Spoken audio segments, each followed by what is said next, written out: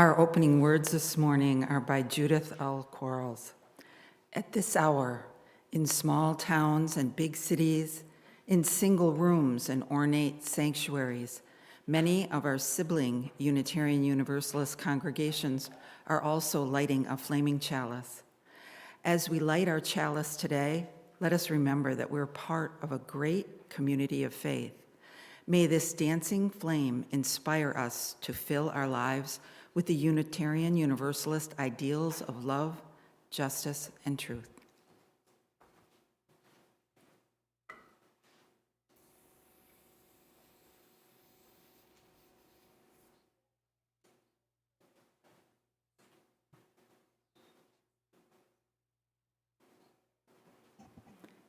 We bid you welcome. We do not ask what you believe or expect you to think in a certain way, but only that you try to live a kindly, helpful life with the dignity proper to a human being. Welcome all who believe that religion is wider than any sect and deeper than any set of opinions. Welcome all who might find in our friendship strength and encouragement for daily living. Good morning. And welcome to the Universalist Unitarian Church of Farmington. Thank you for spending your Sunday morning with us, whether you're enjoying the service in person or watching online. My name is Beverly Church, and I have been a member of UUCF for more than 20 years. And like many in this community, I came with my kids and I stayed for the community. This morning, we're very fortunate to have guest speaker Jenny Teed, who I was also very fortunate to have as our religious education director when my kids were here. I will tell you a little bit more about Jenny later in the service. I'd like to extend a special welcome to any visitors today.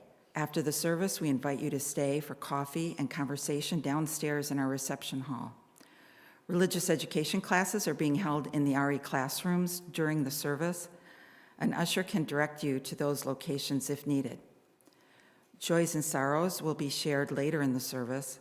You can come to the microphone or text the phone number listed on page 2 of the order of service.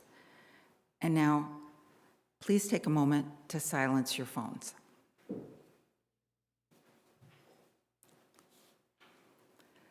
Please join me in stating our mission, which can be found on the second page of the order of service. We seek answers everywhere, include everyone, live with compassion.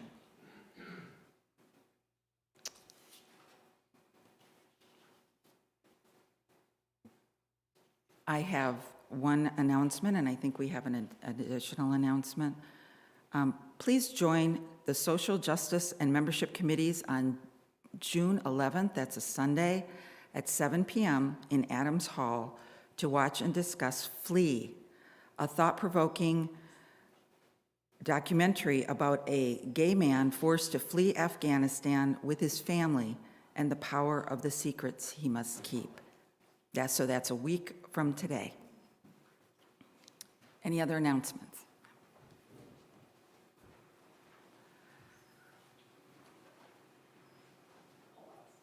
So Tom and I are here to let you know that we are selling t-shirts again. We look good. Okay. So we have sold the iconic UCF blue t-shirts several times. We did it first in 2019 and again in 2021.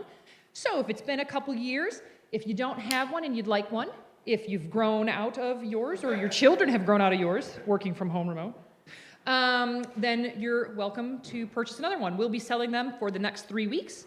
They are $20 each, which covers the cost of the shirt. And they come in sizes from youth extra small all the way to 4X adult. So it's all inclusive. There's a size for everyone. You can see Tom or Hope downstairs in Adams Hall today to sign up, or we have a digital sign up that was in the e-blast, and there's a QR code on the announcement slides. You can order right online. Or you guys know. Oh, Tom's got one to pass around too. Check that out. Oh, there. And a couple other things from membership. First of all, part of why we're doing this, we have a Founder's Day Parade in Farmington on July 22nd.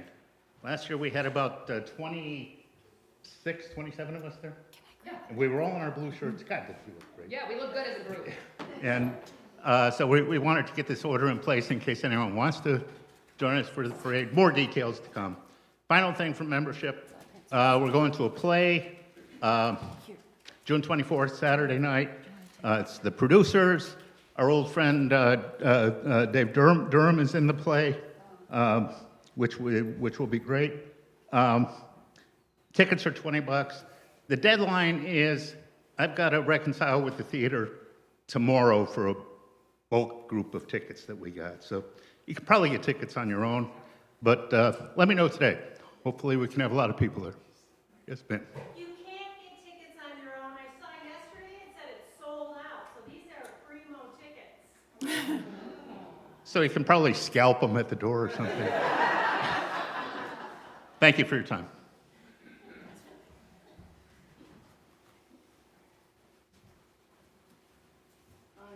I'm Joan McGlincy from the Social Justice, and I don't have a partner today, I'm solo, but I do have a shirt.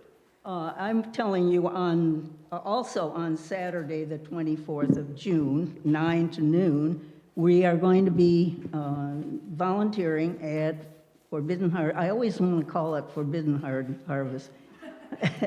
on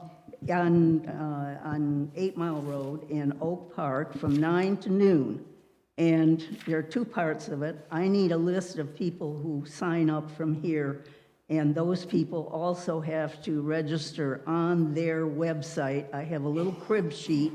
When you sign up, I'll give it to you, and you can go on. And if I can get on the net and be able to register, anybody can do it. So we'll probably try to arrange some kind of carpooling from here.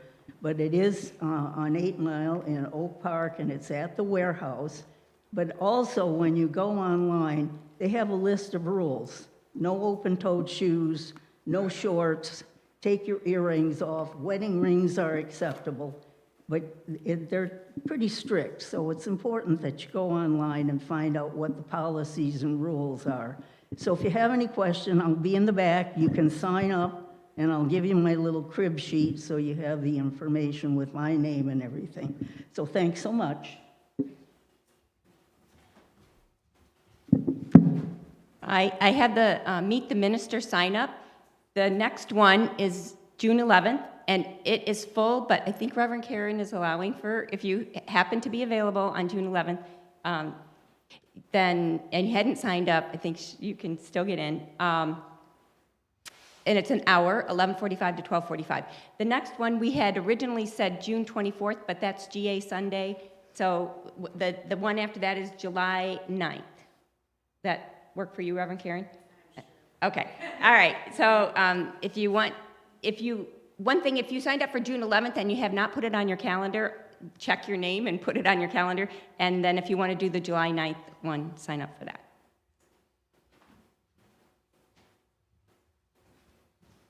Hi, I'm Jenny Teed, your speaker for this morning, but I had a couple of quick announcements. June 24th, busy day. Yes.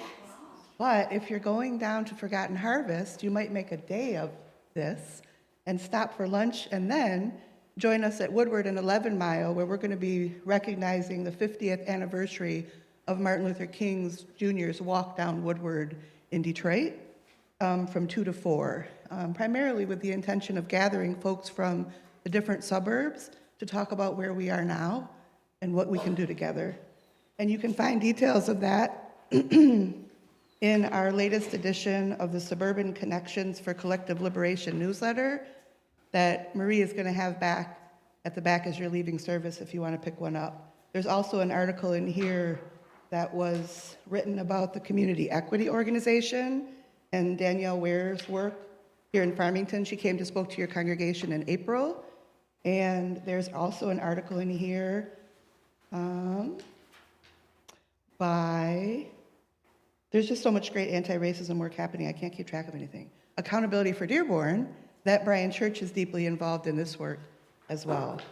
Also leaving copies of the Riverwise magazine. If you're interested in what's really going on in Detroit from Detroiters' perspectives, these will be in the back. And I'm going to gift this book to your RE program. I read this as a message for all ages when I was here last time, and I'm going to encourage you to borrow it from your religious ed and read it to yourself and your family. Desmond Gets Free. Thank you.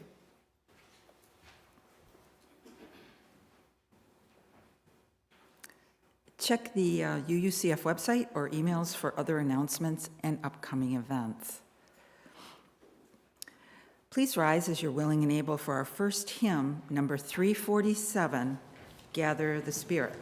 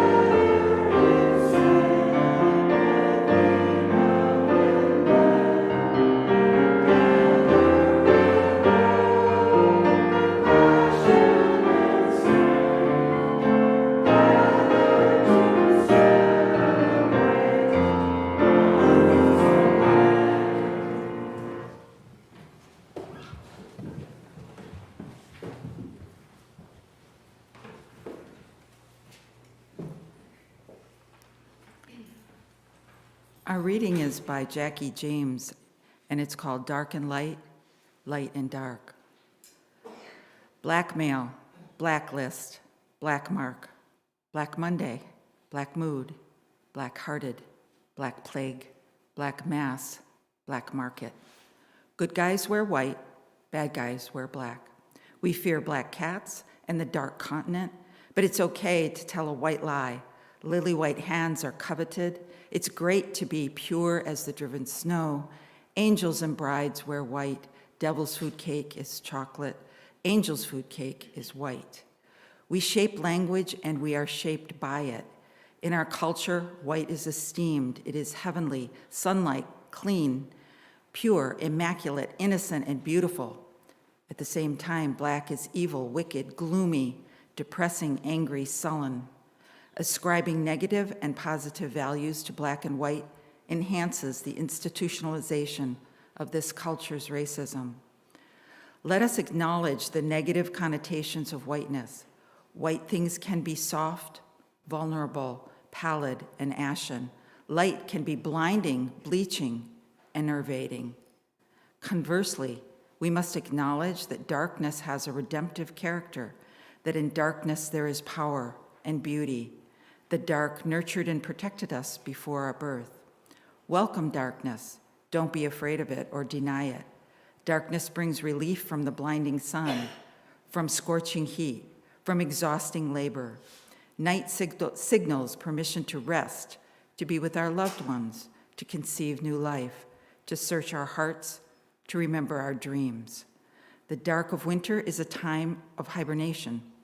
Seeds grow in the dark, fertile earth.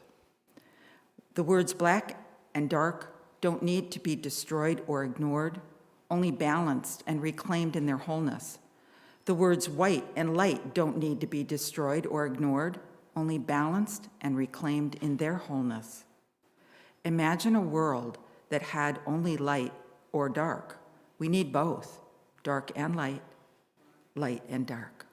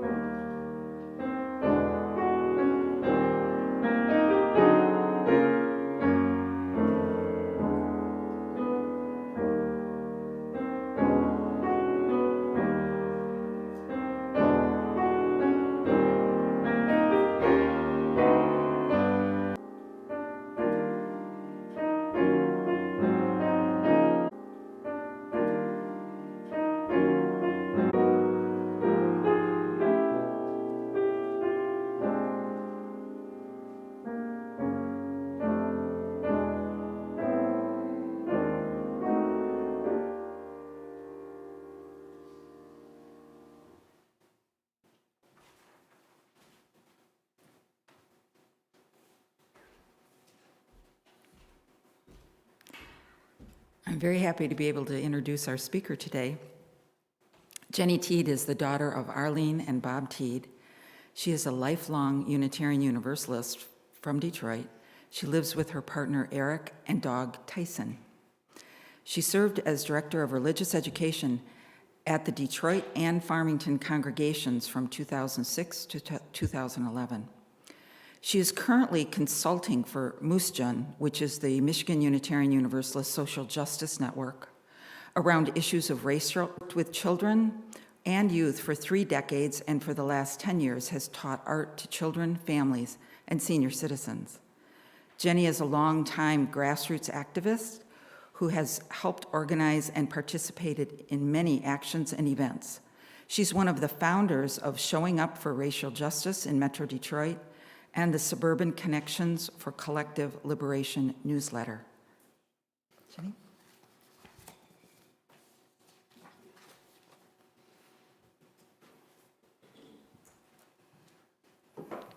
Thank you. Thank you, Bev, for such a powerful reading this morning. Wow. I want to make sure I get a copy of that. I haven't heard it. And Diana for the beautiful musical. I made a word, musical. Did anybody catch that? The musical choices in music. Thank you. Reverend Karen, I look forward to meeting you. Welcome. Welcome to Farmington. And thank you for sharing your pulpit with me this morning. And Barb, thank you and the worship committee for inviting me here. I'm glad to be here. Many spaces, including UU congregations, are opening their services and events with a land acknowledgement statement. I have mixed feelings about them, but with positive relationships, intent, action, I believe they serve an important purpose. This is a personal land acknowledgement that I developed for myself. I am on stolen, occupied land, colonist named Farmington. The land originally was inhabited by people from the Fox, Peoria, Anishinaabeg, Potawatomi, and Mississauga tribes. Many of the native people were murdered by colonists, who also raped their women while they stole their children, land, and belongings. Although many tribal members were massacred, many of their descendants are still here, caring for the land and water, maybe in this room today. I give reverence to the indigenous ancestors who nurtured this land and all the life that once inhabited this sacred ground and waters here. I give gratitude to those members of tribal communities today who continue to tell the stories and honor the land and waters in Michigan and around the world. I am deeply grateful for those that let some of us in, share some stories and some of their teachings. Grateful some are able to trust and realize that some of us can learn how to dwell here in a respectful and lasting way. Relationship with the earth is something the colonists didn't seem to honor or realize was necessary for the future of their descendants. I do.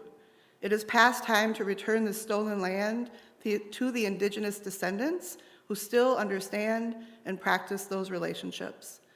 I am committed to following indigenous voices to learn how I can best support and engage in truth and reconciliation processes and land back initiatives. I want to invite you all to take a deep breath.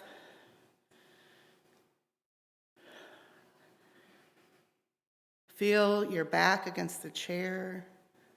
Feel grounded. Look to the sides and behind you.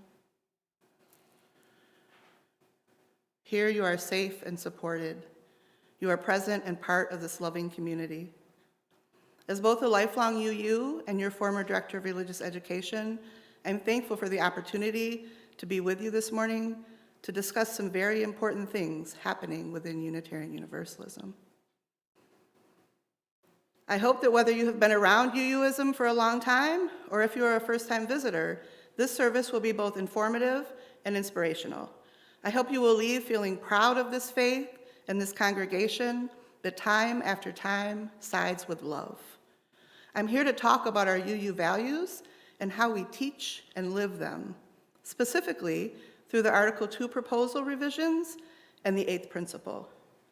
But before I get started, I want to thank you for supporting the Mother's Day bailout with a successful fundraiser just recently. As you may have heard, there are approximately 8,000 people in Michigan jails each night simply because they cannot afford bail, and some waiting up to 3 years for a court date. This injustice must end. For the last 5 years, Moosjen and some of our congregations have helped bail mothers out for Mother's Day. We have also been working on legislation to end cash bail in Michigan. The bill package dropped this past week. I'm so excited. We've been working on this for years, and we need your support to end cash bail. So I'm going to work with your Social Justice Committee or whoever approaches me in coffee hour and is interested, and Marie is interested, she's raising her hand, in a postcard campaign, something simple that we can do in coffee hour where you can fill out postcards to send to your legislators, show them why this is important to you and that you're paying attention. We also would love for people to join teams to go up to us to meet with our reps in Lansing and even on Zoom meetings.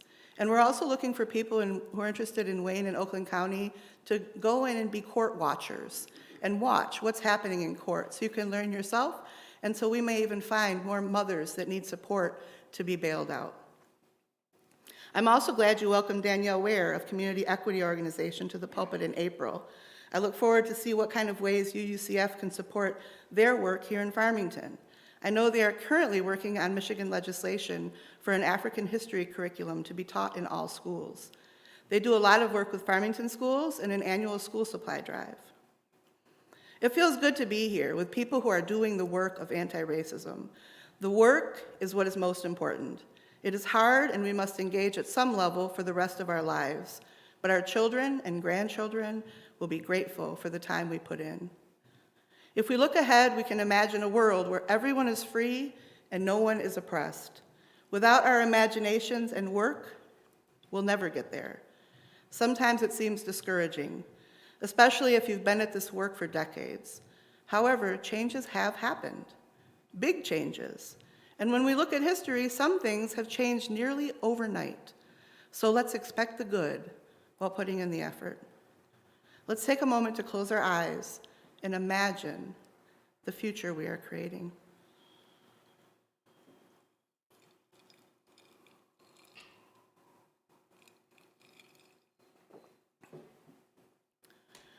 Unitarian Universalism is a covenantal faith.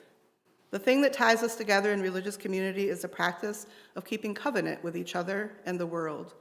Our covenant grows out of our values, which grow out of our inspirations and are all in service of our purpose. It is because ours is a living covenantal faith that we must revisit the things that are most important to us to be sure they are still the things that are most important to us. Until recently, maybe even today, many of you have probably not even heard of Article 2. Although you are likely familiar with our UU7 principles, and if not, they are listed in the front of the dark blue or gray colored hymnal. Many of us, this is the meat, or beans if you are a vegetarian, of our faith. Our principles, sources, and purposes are documented in Article 2 of the UUA's bylaws. This is the foundation for all of the work of our UUA and its member congregations and communities. It is the covenant to which all of our congregations pledge themselves when they become members of the UUA. For many of us, it feels like our 7 principles and 6 sources have existed forever, when in fact, they were only adopted in 1985, the last time Article 2 was revised. I was 14 at the time. Were any of you around for those conversations?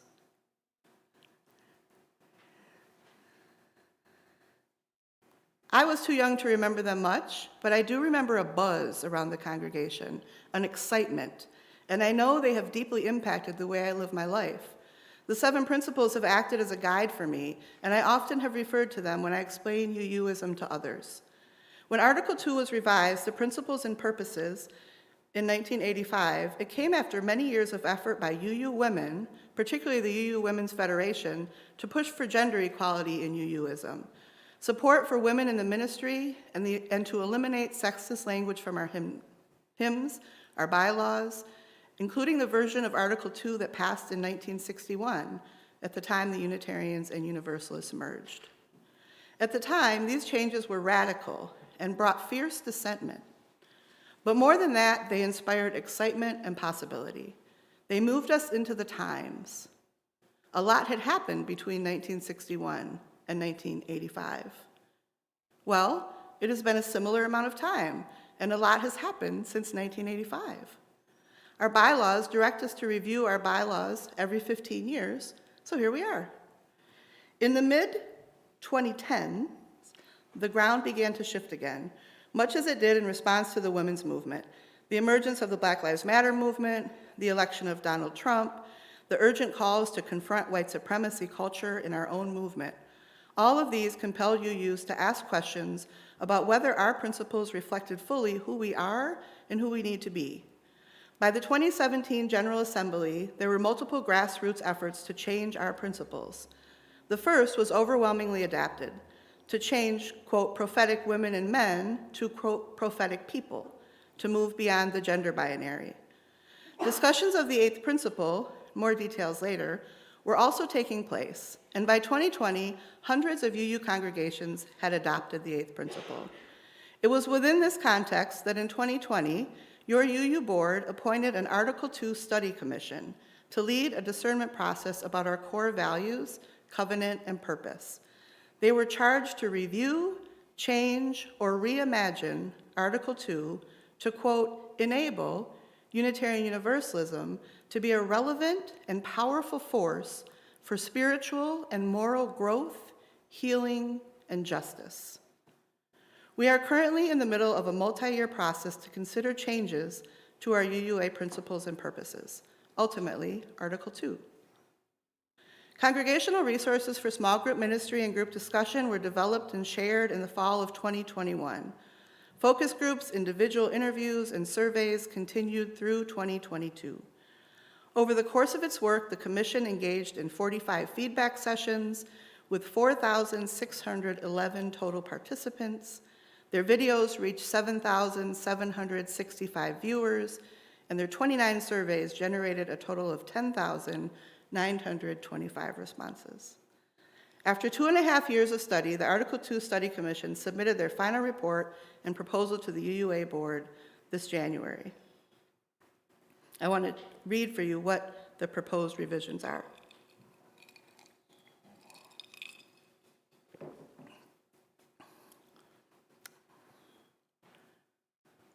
Purposes. The Unitarian Universalist Association will devote its resources to and use its organizational powers for religious, educational, and humanitarian purposes. Its primary purposes are to assist congregations in their vital ministries, support and train leaders, both lay and professional, to foster lifelong faith formation, to heal historic injustices, and to advance our Unitarian Universalist values in the world. The purpose of the Unitarian Universalist Association is to actively engage its members in the transformation of the world through liberating love. Values and covenant. As Unitarian Universalists, we covenant, congregation to congregation, and through our association, to support and assist one another in our ministries. We draw from our heritages of freedom, reason, hope, and courage, building on the foundation of love. Love is the power that holds us together and is at the center of our shared values. We are accountable to one another for doing the work of living our shared values through the spiritual discipline of love. Inseparable from one another, these shared values are interdependence, pluralism, justice, transformation, generosity, and equity. So if you compare that to what's in front of your hymnal now, what you'll notice is that the 7 principles is no longer present in the written formation of what we have. Now we have these 6 shared values centered by love. So what's next? Congregations have been encouraged to have conversations to gather input from their members to inform their GA delegates. Amendments will be considered at this year's GA, and then Article II Commission will make any necessary changes to create a final draft for consideration at next year's 2024 General Assembly, where the proposal will be put to a final vote. Who is attending GA from this congregation? One thing I remember about this congregation when I worked here is that you were always very active and excited about GA, going to GA. And I know that GA has changed a lot since COVID, because part of the fun of going to GA was to travel, and then gather in space with thousands of Unitarian Universalists around the country. So that's changed. But I want to tell you, I attended General Assembly in person and virtually, and it's not the same experience. I'm going to be completely honest with you. But you can still get an awful lot by the workshops, and you can pick and choose from all these multitudes of things you want to do. And it might even be a little bit easier because you're not in a huge exhibition hall and have to travel quickly or do a lot of walking back and forth. about where you want to go. So I'm going to encourage you all to go home, look online, check out the assembly schedule, and register, and go to one or two of the workshops if that's all you do, or spend the whole weekend, long weekend doing that. But also, I really want to encourage you, and it's next weekend, to try to come up with 2 delegates who can vote, especially if what I just said sounds good to you, or doesn't, so that your voice is represented in this huge decision that we haven't talked about since 1985. I didn't see any hands up that anybody was going as delegates. So talk to each other in coffee hour. And I think that UUCF provides funding for the registration costs. There is a registration cost even online, and so if that is an inability for you to deal with, talk to your minister or your worship folks, membership folks. I agree with UUA President Susan Frederick Gray when she says that as we approach the discernment about Article 2, may we enter our conversations with a spirit of curiosity, holding off attachment to outcomes, and listen with our whole hearts into the fullness and diversity of voices in our communities. My computer just jumped. May the process itself deepen our understanding of and commitment to our faith. So, what about the 8th principle? Has anybody heard about the 8th principle? Yay, many of you. That's awesome. So I'll move quickly through this little short history. Paula Cole Jones, after working with UU congregations on these issues for over 15 years, realized that a person working on these issues of racial justice, realized that a person can believe they are being a good UU and following the 7 principles without thinking about or dealing with racism and other oppressions at the systematic level. For people identified as white, it is too easy to ignore these issues, which is exactly what keeps the system of racism in our society alive and in fact worsening right now. We need to de-center whiteness and other dominant cultures in UUism. UUs and the UUA have done very good work in fighting racism, such as during the Civil Rights Movement and in the 1990s and the late 2020s, but the funding and support always wane. Our accountability mechanisms fail us.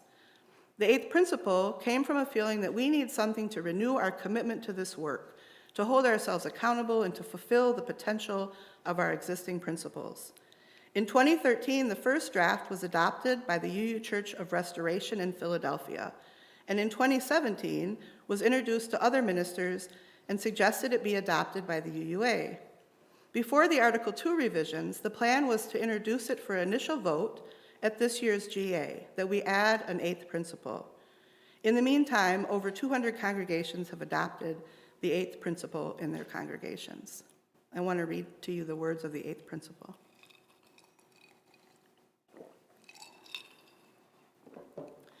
We, the member congregations of the Unitarian Universalist Association, covenant to affirm and promote journeying towards spiritual wholeness by working to build a diverse, multicultural, beloved community by our actions that accountably dismantle racism and other oppressions in ourselves and our institutions. And I underlined that last line because to me, that's what speaks the most out of this. To dismantle racism and other oppression in ourselves, often in Unitarian Universalism, in our white bodies, and in our primarily white institutions. Our existing 7 principles imply the 8th principle, but do not explicitly hold us accountable for addressing these oppressions directly, especially at the systemic level. Many people of color have been attracted by the values and potential of UUism, but their souls have been repeatedly wounded by its whiteness. Let's make our actions match our values. Dismantling racism, white supremacy, and other oppressions require work at the personal and institutional levels. Paula Cole Jones, who also served on the Article 2 Commission, holds a monthly Zoom session on the 8th principle. If you're interested in how to get linked into that, let me know. The 8th principle and UU board session that they did was really good and gave some concrete suggestions on how a congregation can engage in this work. I'm going to share a list of resources with Barb that she can share out, and that has the link to that video. Another great resource I shared with you when I spoke before with Brian, and some of you are familiar, and hopefully now more of you have looked into the characteristics of white supremacy culture. These 15 ways that white supremacy shows up in our bodies, in our lives, in our organizations, and in our work. It's a great tool to look at, and then how do we deal with these things? One that shows up for me a lot is perfectionism. Another resource I shared is the Continuum on Becoming a Transformative Anti-Oppression Organization. This continuum offers 6 types of institutions. Exclusionary, think where you think Farmington, UUCF shows up. Exclusionary, tokenizing, compliant, affirming, transforming, and transformative. And I won't ask you to share out loud, but if you read all the definitions and did some deep thought or discussion with each other, or maybe it wouldn't need to be so deep, you probably would agree that you fall just at the compliant point. And I know that that feels really ugly and uncomfortable, but I encourage you to look at that closer. As an institution that sees itself as non-oppressive and welcoming all people, however, is still relatively unaware of continuing patterns of privilege, paternalism, and control. So there is little or no change in culture, policies, and decision-making. There's also another great resource that a colleague of mine is working on. Her name is Julica, and it's very similar to the Continuum on Becoming a Transformative Anti-Oppression Organization, but specifically within the Unitarian Universalist denomination. I'd strongly encourage your congregation to start up some regular sessions to review and discuss how you might use these resources. I'd love to work with you and support such efforts. UUism has great potential for building diverse, multicultural, beloved community as envisioned by Reverend Dr. Martin Luther King Jr.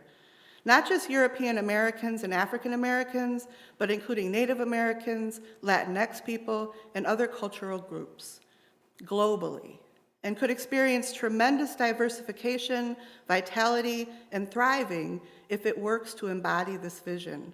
But it won't happen without conscious awareness and effort on our part as Unitarian Universalists. I want to encourage you to just take a break for a minute. You've heard a lot from me, and it's heavy. And engage in this movement with your body. Begin by making your body small for whatever that means to you. And hold that position for 2 full breaths.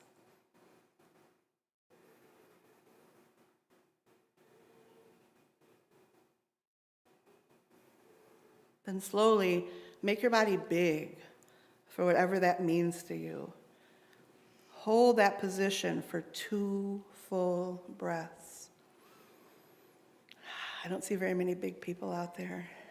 Challenging you today, I'm challenging you. Lastly, return to a comfortable position and breathe together for 2 full breaths. I hope that you now have a much clearer understanding of both the 8th principle and Article 2. Our congregations, ministers, and members have all kinds of feelings about both of these pieces. As you can imagine, Unitarian Universalists do. So in closing, I will share my personal pulpit editorial of why I am supporting and encouraging our congregations to continue to discuss and adopt the 8th principle.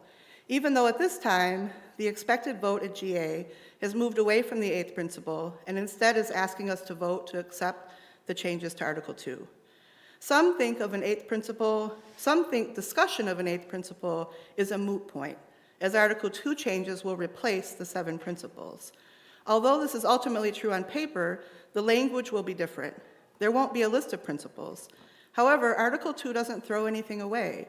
The values of the principles are still there.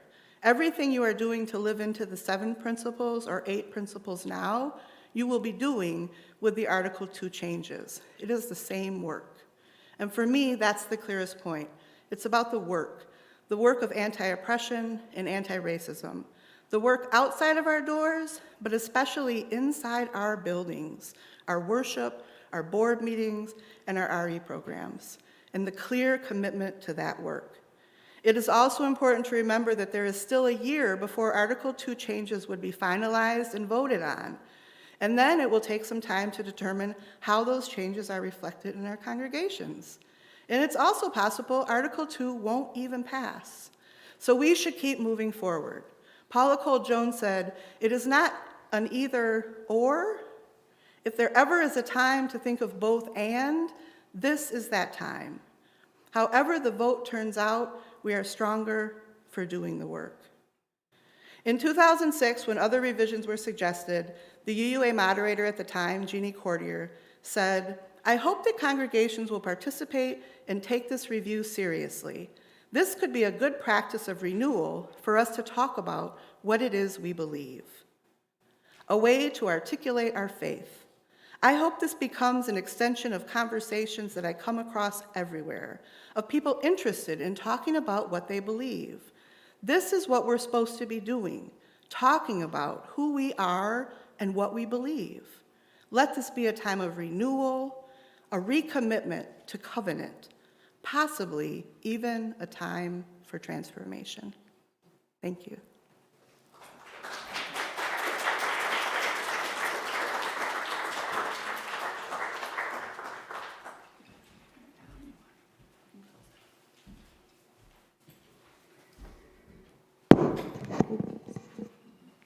Sorry.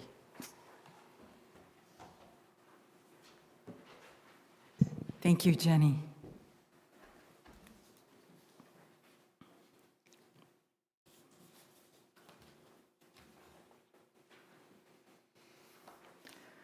A perfect heart is one that has known love and loss, joy and sorrow. The perfect heart is one that has been shared. As joys and sorrows of our community are shared, please direct your energy, prayers, and meditations as a gift of compassion and strength.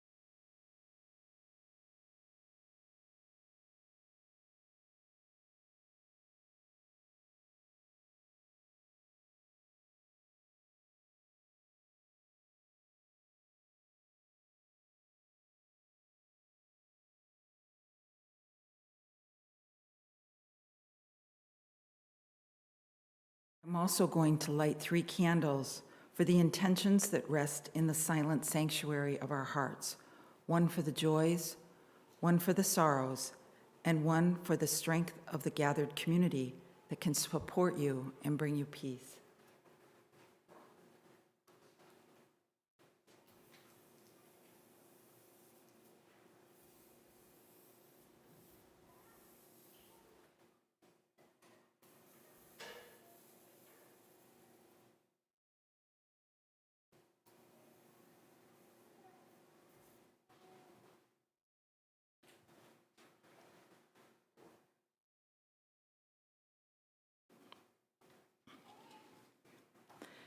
We know that the financial contributions of this congregation come from sacrifice and hard work. We're so grateful for this and commit together to ensure the funds we gather collectively do a greater good for ourselves and our world than they could have done alone. May there be an offering to sustain and grow the life and mission of this congregation. May we give in love and in hope.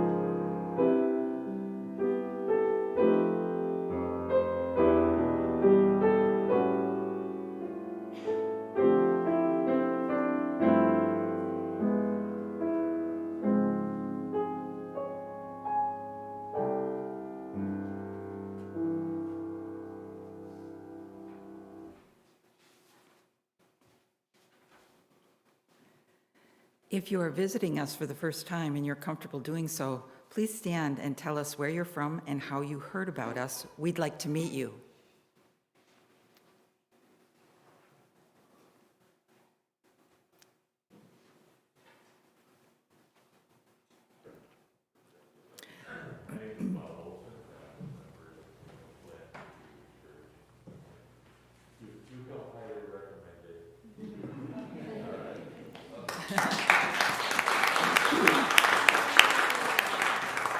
Welcome. Please rise as you're willing and able for our second hymn, number 131, Love Will Guide Us. We will sing all 3 verses.